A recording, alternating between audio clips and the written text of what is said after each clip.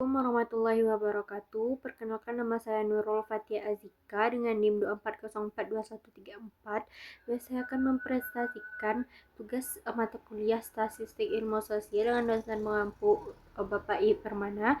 Saya akan menjelaskan tentang topik 1 dan topik 2, yaitu tentang pengertian statistik, konsep dasar statistik, dan penyajian data statistik. Topik 1, asal mula statistika. Statistika berasal dari bahasa Latin yaitu statisticum collegium yang artinya dewan negara, dari bahasa Italia statista atau negarawan, bahasa Jerman stat atau ilmu tentang negara, bahasa Inggris statistik, ilmu yang mengenai pengumpulan dan klasifikasi data. Dan definisi statistika, statistika adalah cabang ilmu yang mempelajari metode untuk mengumpulkan, mengolah, menganalisis, dan menginterpretasikan data agar memberikan informasi yang bermakna. Dan ada juga statistik, yaitu kumpulan data berbentuk angka yang menggambarkan kondisi atau kejadian tertentu yang disusun dalam tabel, grafik, atau daftar. Perbedaan statistik dan statistika, statistik itu adalah data atau kumpulan data yang dibentuk untuk disusun dalam bentuk tabel. Sedangkan statistika itu tuh pengetahuan yang berkaitan dengan metode, teknik, atau cara menyajikan data, kemudian menarik kesimpulan dan menginterpretasikan data tersebut. Tujuan statistika yaitu mengumpulkan data secara sistematis, menyajikan data dengan cara yang mudah dipahami, menganalisis data untuk menemukan pola atau hubungan, dan menarik kesimpulan yang membantu pengambilan keputusan. Ruang lingkup statistika itu terbagi dari dua. Yang pertama ada statistika deskriptif. Statistika deskriptif itu meliputi proses pengumpulan, penyusunan, penyajian data dalam bentuk tabel, grafik, atau ringkasan numerik agar mudah dimengerti. Kegunaan statistika deskriptif itu kumpulan data yang tersaji dengan ringkas dan rapi yang dapat memberikan informasi inti. Data bisa ditampilkan dalam teknik grafik atau numerik, dapat mengukur dua karakteristik dari setiap responden, berperan penting dalam analisa data. Contoh statistika deskriptif, seorang guru ingin menganalisis nilai ujian siswa di kelasnya. Seperti contoh, nilai siswanya itu 70, 75, 80, 65, 90, dan rata-rata jumlah nilainya itu dibagi 5 jadi 76, dan nilai tengah dari nilai yang setelah diurutkan itu ada 75, dan nilai yang sering muncul dari jumlah seluruh nilai itu adalah yang lebih dari satu kali, dan dalam data ini tidak ada nilai yang berulang, dan rentang antara nilai tertinggi dan terendahnya itu 25. Yang kedua, statistika inferensial. Statistika ini menggunakan data sampel untuk membuat dugaan atau kesimpulan mengenai populasi yang lebih luas dan mempertimbangkan ketidakpastian. Dan statistika ini memiliki dua bagian. Yang pertama, statistika parametrik dan statistika non-parametrik. Statistika parametrik merupakan metode statistik yang menguji hipotesis dengan informasi parameter populasi, dan data ini harus berdiskusi normal dan varians antar kelompok beragam, dan dia ini menggunakan rata-rata. Contoh ujinya uji T, ANOVA, dan regresi linear. Yang kedua ada statistika non-parametrik, metode statistik yang tidak bergantung pada asumsi distribusi data populasi, sehingga tidak memerlukan informasi tentang parameter populasi, dan tidak perlu distribusi normal, bisa dengan data yang diukur skala nominal atau ordinal. Dan contoh ujinya itu ada Mann-Whitney, U-test, Kruskal-Wallis test, chi-square test, dan uji Wilson. Manfaat statistika ini adalah memberikan pengetahuan kepada seseorang yang mengevaluasi terhadap data. Terus aplikasi statistika itu dalam berbagai disiplin ilmu, baik ilmu alam, ilmu sosial, maupun bidang bisnis, ekonomi, dan industri. Dalam pemerintahan untuk berbagai macam tujuan seperti sensus penduduk. Jenis-jenis statistika itu berdasarkan aktivitas, statistika deskriptif dan statistika induktif. Berdasarkan metode itu ada statistika parametrik dan statistika non-parametrik. Konsep dasar statistika itu ada variasi, reduksi, generalisasi, dan spesialisasi.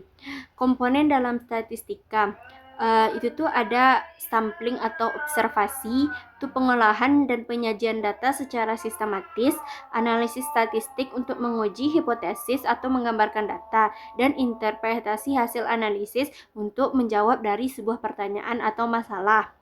Dan kegunaan statistika itu ada menentukan sampel, membaca data yang telah dikumpul, melihat perbedaan antar kelompok yang diteliti, melihat adanya hubungan variabel yang diteliti, membuat prediksi untuk masa yang akan datang atau masa lalu. Data, yang selanjutnya data statistik. Data adalah fakta atau informasi atau statistik yang diperoleh dari perhitungan atau pengukuran. Data merupakan kumpulan keterangan atau fakta tentang sebuah objek, baik berupa angka maupun beberapa kategori seperti senang, tidak senang, baik, buruk, dan tidak berhasil. Jenis data berdasarkan sifatnya itu ada data kualitatif dan data kuantitatif. Data kualitatif itu bisa berupa jenis kelamin, warna kesayangan, asal suku, dan lain-lain. Sedangkan data kuantitatif itu tuh data diskret seperti jumlah mobil, jumlah staf, jumlah TV, jumlah karyawan, dan lain-lain. Data kuantitatif, data kontinu, ada berat badan, jarak, kota, dan luas rumah, dan lain-lain. Jenis data itu ada data nominal, data ordinal, data interval, dan data rasio. Jenis data yang topik kedua bahas tentang penyajian data. Penyajian data itu bisa berupa tabel atau daftar. Tabel seperti tabel klasifikasi tunggal dan ganda, tabel kontingensi, tabel distribusi frekuensi. Dan penyajian data bisa juga berupa bentuk diagram atau grafik. Berbentuk diagram bisa diagram batang, diagram garis, diagram lambang, diagram lingkaran, dan diagram peta. Tujuan penyajian data itu memudahkan pembaca dalam memahami data sosial yang kompleks, menyederhanakan data agar informasi tersampai lebih jelas, menyajikan data secara visual atau terstruktur agar mudah dijadikan dasar analisis atau keputusan. Dan langkah-langkah dalam penyajian data, yang pertama ada pengeditan atau pembersihan data untuk menghindari kesalahan, mengelompokkan data dalam kategori agar data lebih teratur, penentukan bentuk penyajian data sesuai dengan tujuan dan karakteristik data, penyusunan tabel atau diagram sesuai dengan standar agar mudah dipahami. Kelebihan penyajian data. Kelebihannya bisa menyajikan gambaran jelas dari data yang banyak dan kompleks, memperlihatkan pola dan hubungan dan perbandingan antar data, mempermudah hasil komunikasi pada khalayak yang luas. Contoh penyajian data statistik sosial, tabel distribusi frekuensi penduduk berdasarkan kelompok, umur, dan jenis kelamin. Diagram batang jumlah penduduk menurut status pekerjaan. Diagram lingkaran untuk proporsi penduduk berdasarkan tingkat pendidikan. Histogram distribusi berdasarkan pendapatan rumah tangga di suatu wilayah. Dan inilah contoh tabel klasifikasi tunggal. Selanjutnya seperti inilah contoh tabel klasifikasi ganda. Selanjutnya contoh tabel kontingensi. Selanjutnya contoh tabel distribusi frekuensi. Selanjutnya seperti inilah contoh diagram batang. Dan selanjutnya ini contoh diagram baris di mana bentuknya bergaris-garis. Dan selanjutnya contoh diagram lambang yang mana diberikan lambang di setiap hasil pengukurannya. Dan ini contoh diagram lingkaran. Dan yang terakhir ini contoh diagram peta. Dan fungsi penyajian data itu mempermudah pemahaman data yang kompleks, menyediakan gambaran ringkas yang menarik secara visual agar pembaca mulai tertarik membacanya, dan memudahkan analisis. Selanjutnya, kriteria penyajian data yang baik itu adalah harus jelas dan mudah dipahami, representatif dan akurat, memiliki label, judul, dan keterangan yang lengkap agar jelas. Selanjutnya, kesalahan yang biasanya terjadi dalam penyajian data yaitu penyajian yang disajikan membingungkan, label dan judulnya tidak jelas, penggunaan atau warnanya itu tidak konsisten. Kesalahan umum. Selanjutnya, penyajian data kuantitatif. Data kuantitatif seperti jumlah penduduk, penghasilan, atau angka kelahiran biasanya disajikan dalam bentuk tabel distribusi frekuensi, diagram Batang, diagram garis, dan diagram lingkaran. Penyajian data kualitatif. Data kualitatif seperti jenis pekerjaan, status perkawinan, atau tindak pendidikan disajikan biasanya menggunakan tabel kontingensi, diagram piktogram, atau diagram batang kategori. Selanjutnya, penyajian data tunggal. Data tunggal adalah data yang disajikan berdasarkan satu variabel saja karena dia tunggal, seperti jumlah penduduk berdasarkan jenis kelamin. Penyajian data kelompok. Data kelompok biasanya disajikan dua variabel atau lebih, seperti hubungan antara pendidikan dan pekerjaan penduduk dengan menggunakan tabel kontingensi atau diagram kombinasional. Dan prinsip yang harus dilakukan untuk penyajian data yang baik yaitu menggunakan warna dan simbol yang konsisten dan tidak membingungkan, menghindari penyajian data yang menemukan interpretasi yang salah.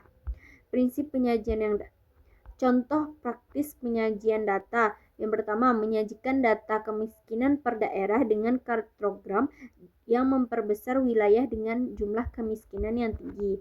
Contoh praktis penyajian data selanjutnya itu memvisualisasikan hasil survei kepuasan masyarakat terhadap layanan publik dengan diagram lingkaran, menyajikan hubungan tingkat pendidikan dan pekerjaan dengan tabel kontingensi.